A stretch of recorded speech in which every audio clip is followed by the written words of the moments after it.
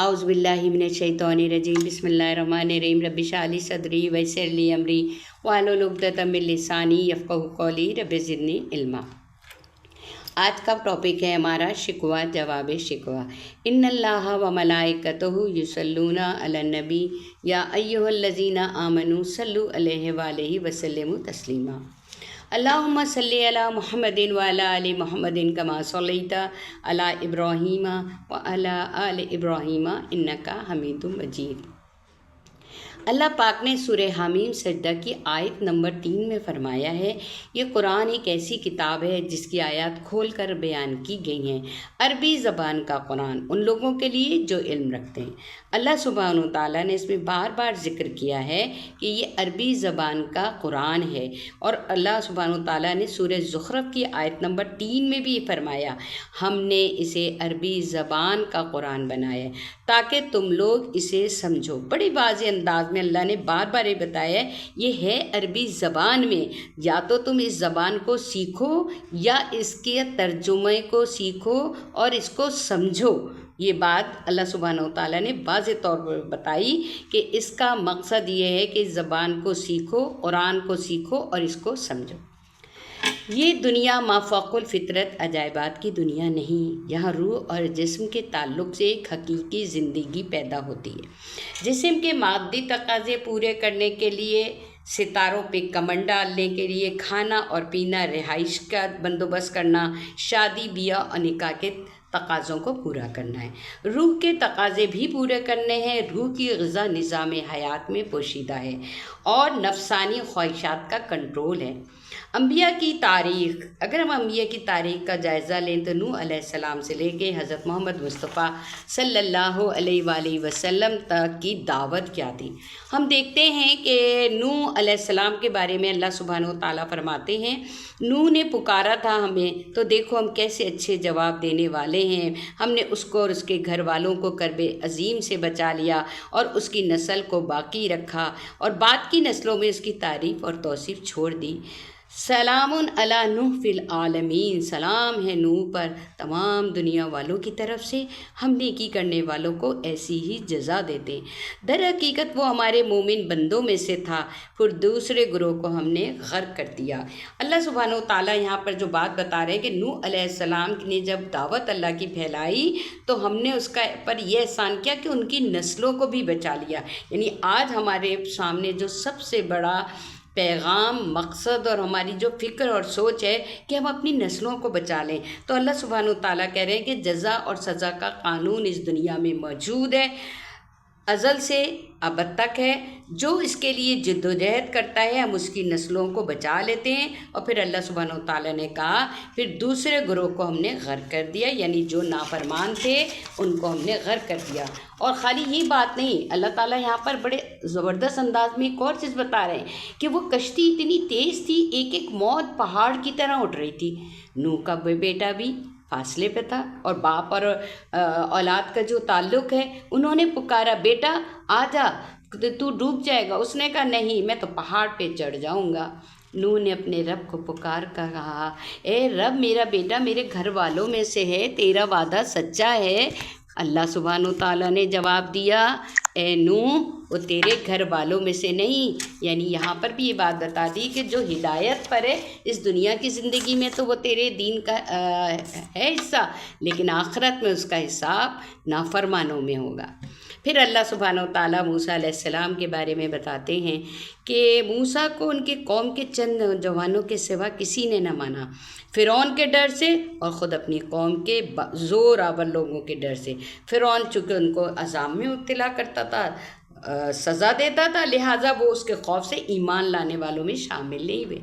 मूसा ने अपनी कौम से कहा, लोगों, अगर तुम वाकई ईमान रखते हो तो आमन तुम बिल्लाहि फ़अलैहि तवक्कलू इन कुंतुम मुस्लिमीन। अगर तुम ईमान रखते हो तो उस पर भरोसा करो, अल्लाह पे।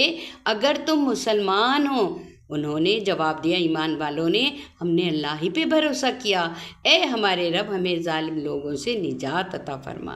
پھر اللہ سبحانہ و تعالیٰ نے بنی اسرائیل کو سمندر سے گزار لے گئے اور فرعون اور اس کے لشکر کو غرق کر دیا، حتیٰ کہ جب فرعون ڈوبنے لگا تو بول اٹھا مان لیا میں نے خداوند حقیقی کو، مگر اس وقت کوئی فائدہ نہیں تھا۔ اللہ سبحانہ و تعالیٰ نے جواب دیا اب ایمان لاتا ہے، حالانکہ اس سے پہلے تک تو نافرمانی کرتا رہا، فساد کرنے والوں میں شامل رہا۔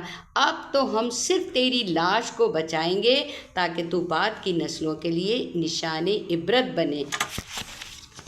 اس کے بعد اللہ سبحانہ و تعالیٰ فرماتے ہیں یہ ہیں عاد، اپنے رب کی آیات سے انکار کیا، رسولوں کی بات نہ مانی، آخر کار اس دنیا میں بھی ان پہ پھٹکار پڑی اور قیامت کے روز بھی۔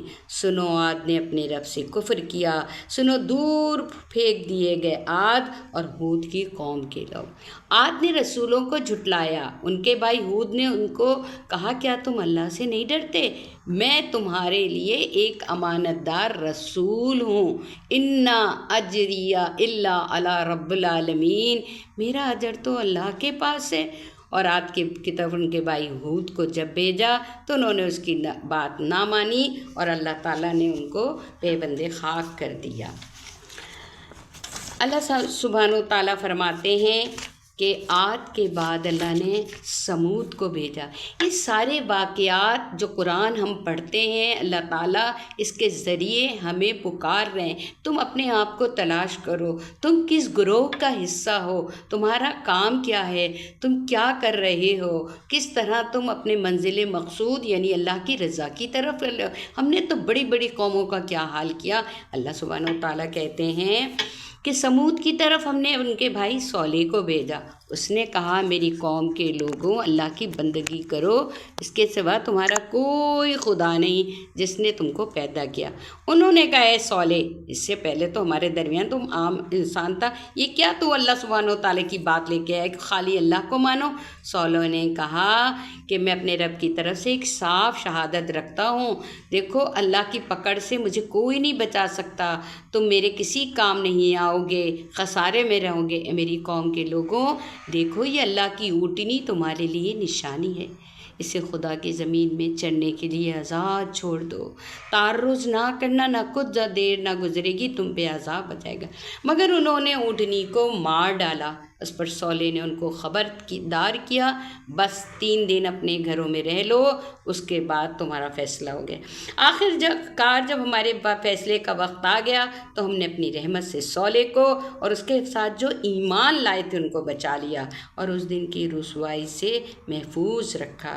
بے شک تیرا رب دراصل طاقتور اور بالا دست ہے، اور کتنی ہی بستیاں ایسی ہیں جو بے حس و حرکت پڑی ہوئی ہیں۔ اب اللہ سبحانہ و تعالیٰ اس واقعے میں سورہ ہود کی آیات میں ان موعدہم الصبح الیس الصبح بقریب ایک خاص اشارہ کرتے ہیں حضرت لوط علیہ السلام کی قوم کا، جو بہت ہی خراب قسم کے کاموں میں ملوث ہو گئی تھی۔ اور اگر آج کی دنیا میں یہ دیکھوں تو آج ہماری مسلمان قوم بھی قوم عمل لوط میں مبتلا ہو گئی ہے۔ اس کو وہ یہ کہتے ہیں کہ یہ ہماری لائف ہے، ہمیں جیسے چاہیں گے ہم اس شادی کریں گے، جس کے ساتھ رہیں گے دوست بنائیں گے، ہمیں نکاح کے بندھن میں بندھنے کی ضرورت نہیں ہے۔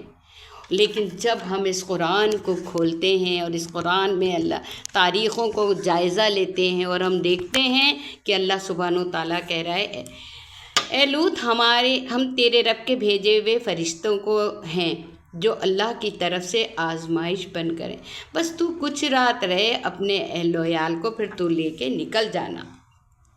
ہوا کیا تھا کہ فرشتوں کی صورت میں اللہ سبحانہ و تعالیٰ نے لوط علیہ السلام کے پاس ان کی قوم کی آزمائش کے لیے بھیجا۔ جب خوبصورت لڑکوں کو دیکھا تو وہ لوگ بھاگتے ہوئے ایک غلط کام کی طرف متوجہ ہوئے۔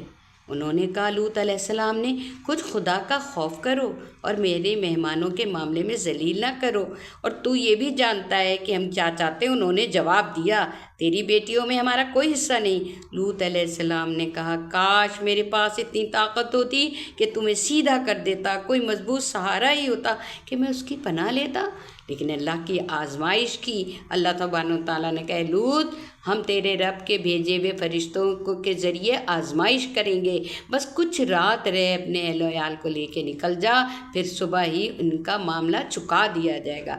پھر جب ہمارے فیصلے کا وقت آ پہنچا تو ہم نے اس بستی کو تلپٹ کر دیا، مٹی کے پتھر تابڑ توڑ برسائے جن پہ سے ہر پتھر تیرے رب کے ہاں نشان زدہ تھا، یعنی ہر پتھر خدا کی طرف سے نامزد کیا ہوا تھا، اور اسے تباہ کاری کا کیا کام کرنا ہے اور کس پتھر کو کس مجرم پر پڑنا ہے۔ اگر ہم آج کی دنیا میں دیکھیں تو شاید اللہ تعالیٰ سبحانہ نے وہ ڈرون کی ایک پہلی ابتدائی شکل تھی کہ جس پہ مرنے والے کا نام لکھا ہوا تھا، اور ان کو تباہ و برباد کر دیا۔ اور مدین والوں کی طرف ہم نے ان کے بھائی شعیب کو بھیجا۔ یہاں تو بہت پیاری بات ہے، انہوں نے جواب کیا دیا۔ جب نماز پڑھنے والا آدمی کسی ہدایت کی بات کرتا ہے اور جب نظام زندگی کی بات کرتا ہے تو لوگ جواب دیتے ہیں کہ تمہارا کام تو نماز پڑھنا ہے، بس نماز پڑھو۔ تو اس پر اللہ سبحانہ و تعالیٰ جو ہے یہ بات کہہ رہے ہیں کہ انہوں نے شعیب علیہ السلام کی قوم نے کہا کہ تیری نماز تجھے کیا یہی سکھاتی ہے؟ انہوں نے کہا اے برادران قوم، ٹھیک ٹھیک انصاف کے ساتھ پورا ناپو اور تولو، اور لوگوں کو ان کی چیزوں میں گھاٹا نہ کرو اور زمین میں فساد نہ کرو۔ تو انہوں نے کیا کیا؟ انہوں نے بھی اللہ سبحانہ و تعالیٰ کے احکام کی خلاف ورزی دی۔ مسلمان کا اسلام سے گہرا قلبی تعلق ہے۔ 2025 کا مسلمان وہ کہتا ہے کہ میں تو اللہ کے حکم پر عمل کرتا ہوں، دین پر مر مٹنے کے لیے تیار ہوں۔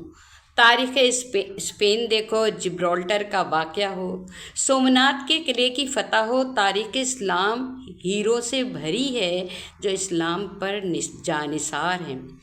اور ہم تو ایسے ہیں، مسلمان یہ کہتے ہیں ہم تو ایسے ہیں کہ آ گیا عین لڑائی میں اگر وقت نماز، قبلہ روح ہو کے زمیں بوس ہوئی قوم حجاز۔ سوچ بھی عجب چیز ہے، اچانک سوچ کے زاویے میں دھماکہ ہوتا ہے۔ ہم انسان ہیں، ایک مدت سے مختلف ادوار گزرے، قوموں کا عروج و زوال دکھا، مگر ہم یہ سوچتے ہیں کہ انسانیت سسک رہی ہے۔ ہم کوئی باغ کا خاموش پھول تو نہیں ہیں، ہم تو اللہ سبحانہ و تعالیٰ سے ہم کلام ہو سکتے ہیں۔ ہم اللہ سبحانہ و تعالیٰ سے یہ بات کر سکتے ہیں کہ پتھر اور شجر جب پوجے جاتے تھے اور ایران سے لے کے توران تک اور چین سے لے کے یونان تک کے میں کفر پھیلا ہوا تھا، الحاد تھا، تو مسلمانوں نے سربلندی کی۔ تیری نام کی عظمت کے لیے تپتے صحرا، خشکیوں کلیساؤں میں ہم نے کلمہ بلند کیا۔ ہم نے مال و دولت سے مروب نہیں ہوئے، میدان جنگ میں باطل کے مقابل کھڑے ہوئے، کسی ہتھیار سے بھی نہیں ڈرے۔ خیبر کی فتح ہو اور قیصر کے محلات ہوں، ہر جگہ ہم نے تیرے حکم کے مطابق دنیا کو سر کرنے کی کوشش کی۔ ہم نے آتش کدہ ٹھنڈا کیا، تذکرہ یزدہ زندہ کیا۔ تیرے بندوں نے میدان جنگ میں بھی نماز کو ضائع نہ کیا، اور مسلمان تیرے پیغام کو لے کر جنگل بیاباں میں دریاؤں کو سینے چیرتے ہوئے، انسانوں کو غلامی سے نکالتے ہوئے، کعبے کی عظمت کو بڑھاتے ہوئے آگے چلے۔ پھر ایک سوال ابھرتا ہے، مسلمان کھڑا ہوتا ہے اور سوچتا ہے پھر کیا ہم وفادار نہیں؟ بت صنم خانوں میں کہتے ہیں، ایک اندر سے بات نکلتی ہے کہ آج کے 2025 میں کفار اس سمجھتے ہیں کہ مسلمان کی تو کوئی حیثیت نہیں۔ تو مسلمان پلٹ کے کہتا ہے بت صنم خانوں میں کہتے ہیں مسلمان گئے، ہے خوشی ان کو کہ کعبے کے نگہباں گئے۔ آج ہم دیکھتے ہیں کفار عظمت کی بلندیوں پر ہیں، ان کی عزت ہے، ان کے پاس ٹیکنالوجی ہے۔ آج مسلمان ذلیل و خوار اور رسوا کیوں ہیں؟ اس کے نماز اور روزے کا کوئی اثر کیوں نہیں ہے؟ اور ہم تو امت احمد مرسل ہیں، ہم تو اے اللہ تجھ سے محبت کرتے ہیں، ہم تیرے نبی کے چاہنے والے ہیں، ہم تو بلال حبشی کی محبت دل میں رکھتے ہیں، کچھ ہیں جو ہم میں سے کچھ ہیں جو تیرے پیغام کو لے کے اٹھیں، مگر ہم جاگنے والے کیا نہیں ہیں؟ ہم وہ پروانے نہیں ہیں جس کے اندر سوز و جگر ہو؟ اللہ سبحانہ و تعالیٰ کی طرف سے ایک جواب آتا ہے کہ وہ اللہ ہے کون؟ اب ذرا ٹھہریے اور سوچئے۔ قوموں کی تاریخوں کا جائزہ لیا، ایمان والوں کو اور کفار کو چھانٹ دیا۔ اگر اس میں تمہاری اولاد اور والدین بھی ہیں تو اللہ سبحانہ و تعالیٰ نے فیصلہ چکا دیا ایمان کی روشنی میں۔ تو اللہ سبحانہ و تعالیٰ کی جو صفات باری تعالیٰ ہے اس کو بڑے پیارے انداز میں حضرت ابو موسیٰ اشعری سے روایت ہے کہ ایک بار رسول خدا کھڑے ہوئے اور آپ صلی اللہ علیہ وسلم نے مسلم شریف کی حدیث میں فرمایا، اللہ تعالیٰ کی 5 صفات ہیں۔ اللہ تعالیٰ سوتا نہیں ہے، نہ ہی یہ اس کے لیے مناسب ہے کہ وہ سوئے۔ وہ میزان کو جھکا دیتا ہے اور اونچا کر دیتا ہے، جس کے لیے چاہے رات کے اعمال دن کے اعمال سے پہلے اس کے پاس پہنچ جاتے ہیں، اور دن کے اعمال رات کے اعمال سے پہلے اس کے پاس پہنچ جاتے ہیں۔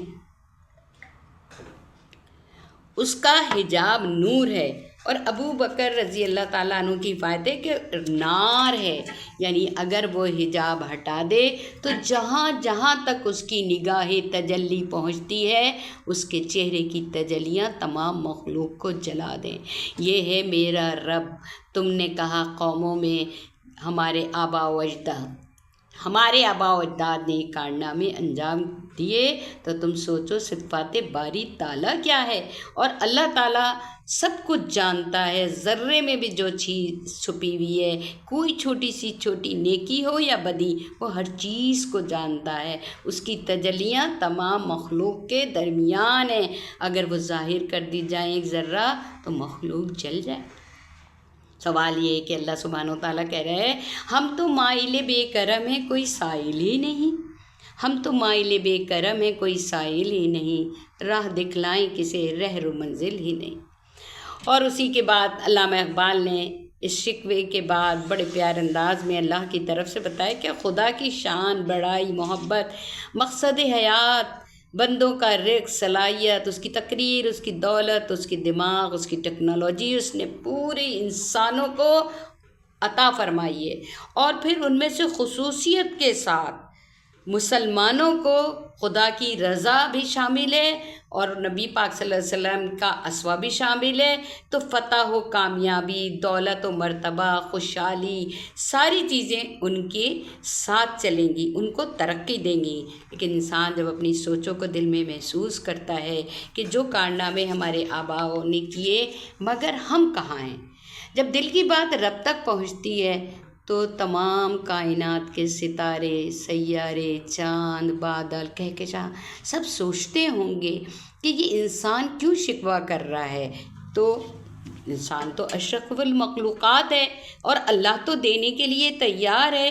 تو اللہ کی طرف سے علامہ اقبال نے جو ایک جواب لکھا ہے وہ قابل تحسین ہے، سوچ کے زاویوں کو کھولتا ہے۔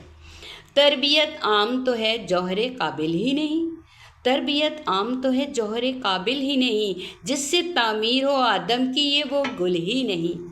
اللہ تو روز سنتا ہے، وہ تو تہجد میں بھی دربار لگاتا ہے روزانہ، پھر رمضان کا تہجد، پھر رمضان کا افطار، پھر رمضان کی سحری، پھر جس کا اجر اللہ نے کہا کہ روزہ مجھ سے ہے میں اس کا اجر دوں گا۔ ایسا بادشاہ جو روز بلاتا ہے مسلمانوں کو، پھر ہم وقت پر موجود ہوتے ہیں۔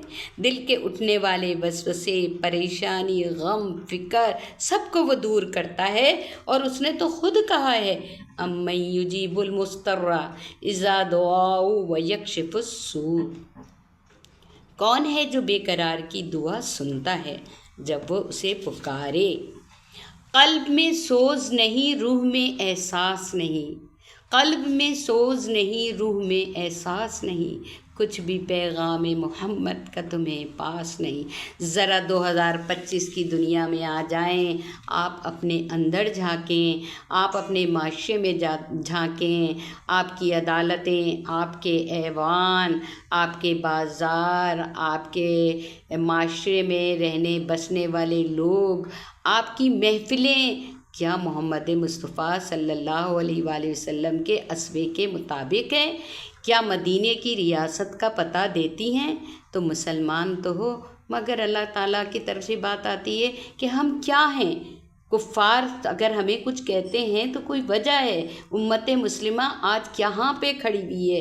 اس کا انصاف، اس کی تہذیب و تمدن، اس کے معاملات، اس کے لین دین، اس کا خاندانی نظام، اس کی حکمرانیت، اس کے خوشی اور غم کے ایونٹس کیا اس بات کی عکاسی کرتے ہیں کہ وہ امت محمدیہ ہے، وہ اللہ سبحانہ و تعالیٰ کے قرآن کے مطابق چلتی ہے؟ کیا وہ اس بات سے لرزہ ہے کہ جو تاریخ اللہ نے نوح علیہ السلام سے لے کے حضرت محمد مصطفیٰ صلی اللہ علیہ وسلم تک بتائی اس کے مطابق عمل کرتے ہیں؟ کیا رمضان کا چاند ہوتے ہی سب بدل جائیں گے؟ یہ بات بھی بڑے پیارے انداز میں اقبال نے کہی، تبا آزاد پہ قید رمضاں بھاری ہے، تب آزاد پہ قید رمضاں بھاری ہے، تم ہی کہہ دو یہی آئین وفاداری ہے۔ آج مسلمان اسلاف کے کارناموں کو زمین بوس کر گئے۔ عدل و انصاف، سچائی، یہ سب تمہارے اسلاف کے کارنامے تھے۔ سوچو اور سوچنے کا وقت ہے۔ Think about 100 times and be alert. مگر سب فرقوں میں، رنگ و نسل میں، ذات پات میں بٹ گئے۔ تمہارا دستور تو حاکمیت اللہ ہونا چاہیے تھی، شہادت حق کا نظام تمہیں پوری دنیا میں نافذ کرنا تھا، فلاح اخروی کو سامنے رکھنا تھا اور عملاً اقامت دین کی جدوجہد کرنی تھی۔ مگر کیا حال ہے تمہارا؟ مسجد میں فجر کی نماز میں کتنے لوگ ہوتے ہیں؟ تمہارا معاشرہ کرپشن سے اور سود سے پاک ہے، قتل و غارت گری اور ڈکیتی تمہاری یہاں نہیں ہوتی۔ تم اداس ہو۔ Explore your potential. You are Muslim, you are امت وسط، اللہ تعالیٰ نے بنایا ہے، اور پریشان نہ ہو، اللہ سبحانہ و تعالیٰ تشفع دیتا ہے۔ اور علامہ اقبال اس کو بڑے پیارے انداز میں بیان کرتے ہیں، دیکھ کر رنگے چمن ہو نہ پریشاں مالی، دیکھ کر رنگے چمن ہو نہ پریشاں مالی، کوکب غنچے سے شاخیں ہیں چمکنے والی۔ انسانوں میں سب سے اچھا انسان وہ ہے جو دوسروں کے لیے اچھا ہو۔ حدیث ہے، خیر الناس من ینفع الناس۔ اب ہم یہ دیکھتے ہیں کہ یہ زندگی تو امتحان گاہ ہے، اسی لیے تو تمہیں امت وسط بنایا ہے تاکہ تم لوگوں پہ گواہ ہو اور رسول تم پر گواہ ہو۔ آئیے آہستہ پوری اسلامی تاریخ کو دیکھتے ہوئے، اپنا جائزہ لیتے ہوئے، اللہ سے شکوہ کرتے ہوئے کہ ہم امت مسلمہ ہیں اور آج ہم مغلوب کیوں ہیں، حق کی کشتی کو لے کر سجیں۔ الذی یبتغون الرسول النبی الامی، سورہ آل عمران کی آیت نمبر 57 ہے۔ بس آج یہ رحمت ان لوگوں کا حصہ ہے، بس آج یہ رحمت ان لوگوں کا حصہ ہے جو اس پیغمبر نبی امی صلی اللہ علیہ وآلہ وسلم کی پیروی اختیار کرے۔